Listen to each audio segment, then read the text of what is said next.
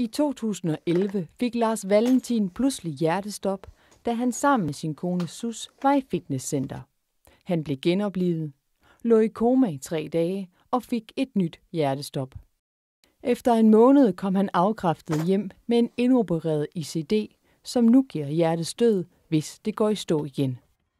Jeg tror, det er sådan, at i det øjeblik, du dør, så er det ligesom sådan en harddisk, der begynder at blive slettet forfra, og der er de nået tilbage til, hvad det hedder, oktober, november måned, og alt er væk. Jeg kan ikke huske noget som helst. Lars Valentin er stædig. Som noget af det første, da han var kommet op at stå, erstattede han racercyklen med en ny cykeltype. Nu her i vores ferie, hvor vi har været ude at cykle, hvor vi har cyklet 200 km, ikke? Hvor jeg tidligere trak Sus op ad bakkerne, der er det hende, der trækker mig op ad bakken. Men det er ikke sådan, at jeg siger til mig selv, det her, det kan jeg ikke. Den der bakke, den er lang. Så finder jeg bare det tempo, hvor hele hjertet, hvor rytmen på hjertet, det passer. Og så cykler jeg sgu op, uanset hvor stejl den er. Så jeg har ikke nogen... En mand, han burde køre stærkere på cyklen end en kvinde, men det kan jeg altså bare ikke i dag. Så typisk for Lars, så siger han, at jeg køber en mountainbike, der har jeg ikke nogen sammenligninger. Så der ved jeg ikke, hvor god jeg var inden. Så der tror jeg bare, at jeg er skidegod nu. Når man har haft et job, som jeg har, hvor man sidder i en bil fra klokken 8 om morgenen, og så stiger du ud, når klokken den er 4-5 stykker, hvor du kommer hjem.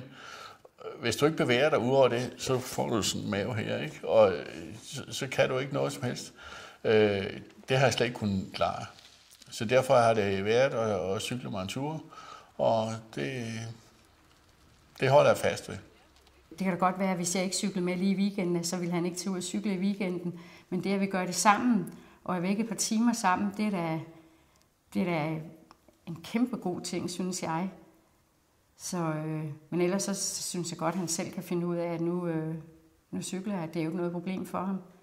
Han ved godt, at det er vigtigt.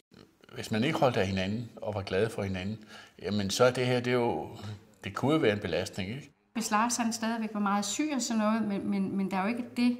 Der er jo ikke nogen ændring i vores liv, som gør, at jeg tænker, det er også fordi, at han har været det igennem overhovedet, ikke? For så ville det jo være værre. Der skal ikke gå sygdom i det. Fordi du lader dig bremse hele tiden, at det kan jeg ikke, og det kan jeg ikke, og det kan jeg ikke. Og det er jo ikke til at holde ud. Hverken for dig selv eller for dine omgivelser. Så det kan godt være, at det går ondt i stortagerne, når du har været rundt nede i Paris. Men du behøver, det kan alle jo se.